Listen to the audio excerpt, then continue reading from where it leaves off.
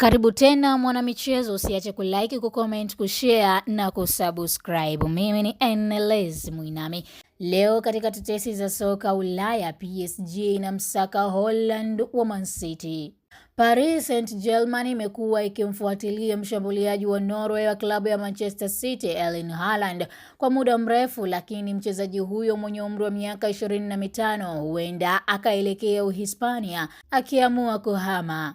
Klabu ya Aston Villa inataka kumsajili kiungo wakati wa Wales Harry Wilson kwa uhamisho wa bure kutoka Fulham msimu huu wa joto, huku mchezaji huyo mwenye umri wa miaka 28 pia akidaiwa kunyatiwa na Everton. Lakini beki wa Tottenham mwenye umri wa miaka 27 na Argentino Christian Romero na kiungo wakati wa Uingereza Conor Gallagher mwenye umri wa miaka 26 ni miongoni mwa wachezaji ambao wanatarajiwa kuondoka Spurs msimu huu wa joto ikiwa klabu hiyo itashuka daraja. Barcelona na Atletico Madrid zinapigana vikumbo kwa kiungo wa kimataifa wa Ureno Bernardo Silva ambaye mkataba wake Manchester City unakamilika msimu huu wa joto, huku klabu ya Juventus na Monaco pia zikimwania mchezaji huyo wa aliyekuwa na umri wa miaka 31. Carlo Ancelotti ananuia kusaini mkataba wa miaka 4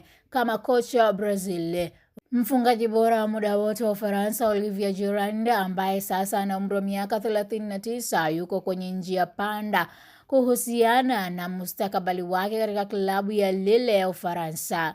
Winga wa Newcastle Mwingereza Anthony Gordon mwenye umri wa miaka 24 anasema hataruhusu uvumi wa uhamisho umuathiri baada ya kuhusishwa na Liverpool na Arsenal. Kipa wa Manchester City Mwingereza James Trafford mwenye umri wa miaka 23 angelipendelea kuhamia klabu ya Aston Villa baada ya Newcastle United msimu huu wa joto. Na La Galaxy inafuatilia kwa karibu hali ya Philippe Coutinho, huku mchezaji huyo mwenye umri wa miaka 33 ambaye sasa ni mchezaji huru baada ya Vasco da Gama kukubali kusitisha mkataba wa kiungo huyo wa zamani wa Brazil.